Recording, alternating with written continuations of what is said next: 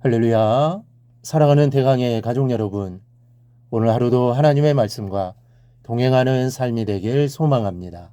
오늘 함께 나눌 하나님의 말씀은 사도행전 25장 6절에서 12절 말씀입니다. 베스도가 그들 가운데서 8일 혹은 10일을 지낸 후 가이사라로 내려가서 이튿날 재판자리에 앉고 바울을 데려오라 명하니, 그가 나오매 예루살렘에서 내려온 유대인들이 둘러서서 여러 가지 중대한 사건으로 고발하되 능히 증거를 대지 못한지라. 바울이 변명하여 이르되, 유대인의 율법이나 성전이나 가이사에게나 내가 도무지 죄를 범하지 아니하였노라 하니, 베스도가 유대인의 마음을 얻고자 하여 바울더러 묻되, 내가 예루살렘에 올라가서 이 사건에 대하여 내 앞에서 신문을 받으려느냐. 바울이 이르되, 내가 가이사의 재판자리 앞에 섰으니 마땅히 거기서 신문을 받을 것이라.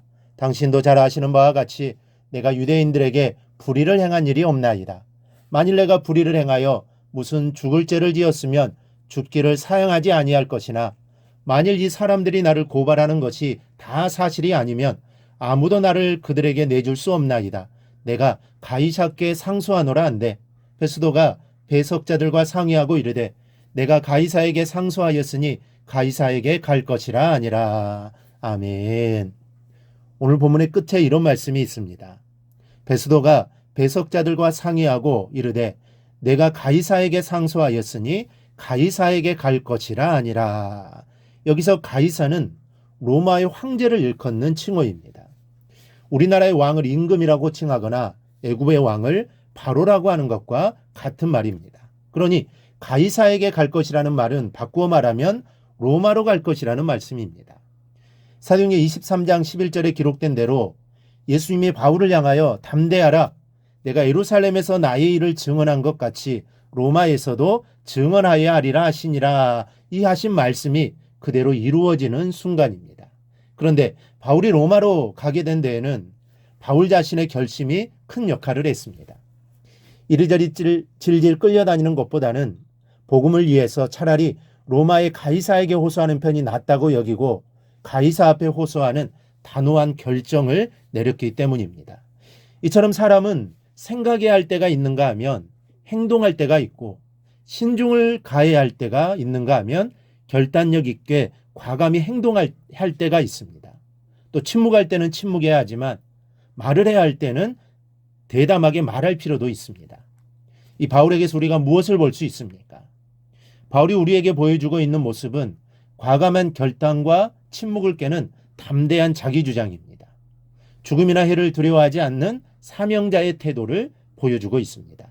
우리나라에 700만 명 이상의 그리스도인들이 있습니다. 그런데 그 중에서 성도다운 성도는 많지 않을 것입니다. 그리고 여러분이나 제 자신은 성도다운 성도에 속하는 사람인지 또 생각해 봐야 합니다. 사명을 받은 성도들이 그 사명을 제대로 감당하지 못하고 무기력한 상태에 놓여 있기 때문에 세상의 온갖 세력들이 득세하는 것입니다. 주님의 말씀대로 주님의 뜻대로 사는 성도들이 적기 때문에 사회가 썩고 부패한 것이라는 사실은 누구도 부인할 수 없는 현실입니다. 그런데 오늘 바울을 보십시오.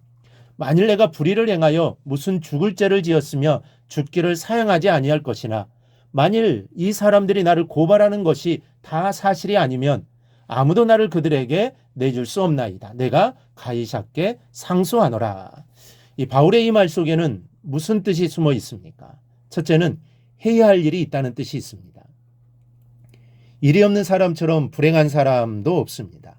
사람은 일이 있어야 신명나게 살 수 있습니다. 해야 할 일이 있다는 것은 아직도 자신의 존재 가치가 있다는 말이기 때문입니다. 그래서 무엇인가 자신만이 해야 할 일이 있고 반드시 그 일을 성사시켜야만 한다고 믿는 사람은 가치 있는 인생을 위하여 목숨까지도 두려워하지 않는 것입니다. 목숨까지도 내놓으면서 그 일을 하는 것이죠. 바울은 자신이 해야 할 일에 대한 분명한 신념을 갖고 있었습니다. 그는 자기 일에 대해 고린도후서 5장 9절에서 그런즉 우리는 몸으로 있든지 떠나든지 주를 기쁘시게 하는 자가 되기를 힘쓰노라. 바울은 하나님이 기뻐하는 일이라면 물불을 가리지 않았습니다. 그 일을 위해 자신의 모든 것을 드렸던 사람입니다. 바울은 바로 이런 자세 위에서 말하고 있는 것이죠. 자신에게는 주를 위해 할 일이 있기 때문에 결코 나는 의미 없이 죽을 수는 없다라는 말씀입니다. 둘째는 주어진 일에 생명을 다한다는 말입니다. 바울의 말은 주를 위해서는 무의미하게 죽을 수 없다라는 말인 동시에 그러나 주를 위해서는 얼마든지 죽을 수 있다라는 뜻입니다. 우리는 가끔 이 일에 목숨을 걸었다라는 말을 합니다. 그러나 실상 생명을 걸고 일에 매달린다고 하는 것은 말처럼 쉬운 일이 아닙니다. 그만한 가치가 있는 일이어야 하고 그 일을 통하여 무엇인가 커다란 유익이 있어야 목숨을 걸 수 있는 것입니다. 그러면 그만한 가치가 있고 그만한 유익이 있는 일이 세상에 무엇이 있습니까? 사람을 살리는 일이 가치가 있습니까? 아니면 떼돈을 버는 일이 더 가치가 있습니까? 생명을 살리는 일보다 중요한 일은 없습니다. 그것도 영원히 살리는 일은 한순간의 목숨보다 중요합니다. 그래서 영혼을 살리는 복음 전파에 목숨을 걸어야 하는 것입니다. 그래서 바울은 이 일에 목숨을 걸었던 것입니다. 영혼을 살리는 복음 전파가 가장 중요한 것임을 바울은 알았기 때문입니다. 오늘 바울의 말 중에 불의를 행하여 모든 사죄를 범하였으면 죽기를 사양치 아니할 것이라니 말은 자신의 죄로 인해 복음 전파에 방해가 되었을 때는 죽음도 달게 받겠다는 말입니다. 그만큼 복음 전파가 중요하다는 것이고 내 목숨보다도 중요하다는 것입니다. 오늘 우리도 바울의 이러한 자세를 그대로 본받아 사시기를 바랍니다. 우리 모두에게는 주를 위한 일이 있기에 결코 인생을 헛되이 허비해서는 안 됩니다. 바울처럼 하나님이 기뻐하시는 일을 해야 합니다. 그리고 하나님의 일을 함에 있어서는 죽음도 불사하겠다는 믿음으로 나아가야 합니다. 그런 마음이 있어야 주님의 일을 이룰 수 있는 것입니다. 생명을 구하는 일이고 이 세상에서 가장 중요한 일이니 이러한 각오가 있어야 하는 것입니다. 오늘 말씀을 듣는 우리 모두도 바울과 같은 마음으로 하나님이 나에게 주신 사명을 잘 감당해 나가기를 바랍니다. 그리하여 하나님께 영광 올려드리는 우리 성도들이 다 되기를 주님의 이름으로 축원합니다. 오늘 묵상한 말씀을 굳게 잡고 삶으로 실천하며 살아내는 대강의 모든 성도들이 되기를 축복합니다.